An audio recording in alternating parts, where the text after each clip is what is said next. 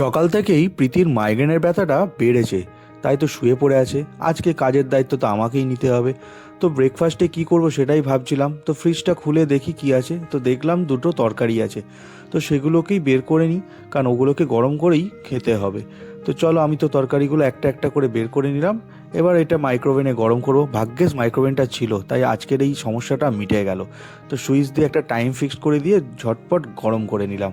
মুড়ি দিয়েই তরকারিটা মাখিয়েছি, এই যে ওকে খাইয়ে দিচ্ছি। কি অবস্থা দেখেছো মুখ হাতের, মানে কি বলবো আর, টাইমে ওষুধগুলো খেলো না, তাই মাইগ্রেনটা বেড়ে গেল। মিষ্টুর জন্য তো বিশেষ লাঞ্চে কিছু বানাতে পারলাম না, ভাত ডাল ডিম ভাজা আর একটা চিপস ভেজে দিয়েছিলাম। তো আজকে তো সোমবার, আমাদের লাঞ্চের ব্যবস্থা করতে হবে। তো এই যে ময়দাটা মাখিয়ে লুচি ব্যবস্থা করছি, লেচিগুলো কেটে গোল পাকিয়ে নিলাম। এবার একটু ব্রাশ দিয়ে তেল মাখিয়ে নিচ্ছি, তারপর তো বেলতে হবে। তো এই কাজে আমি খুব একটা পারদর্শী নই, কিন্তু কিছু করার নেই, প্রয়োজনের মতো তো কাজ চালাতেই হবে। ভালো কি খারাপ তোমরা কমেন্ট করো। তো খারাপ হলেও কিছু করার নেই, কারণ আমরাই খাবো। তো লুচিগুলো তো ভাজা হয়েছে, তবে হ্যাঁ বলে রাখি, লুচিগুলো কিন্তু বেশ ফুলে ছিল। তো তরকারি দিয়ে এখন ওকে খাইয়ে দিচ্ছি, কিন্তু বাবু বলছে আমি খাবো না।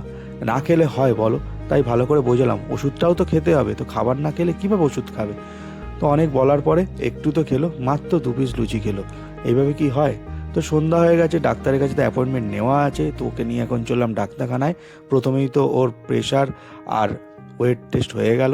তো ডাক্তারখানা থেকে লম্বা একটা প্রেসক্রিপশন ধরে দিয়েছে, তো সেই ওষুধগুলো কিনে এখন বাড়ি ফেরার পালা।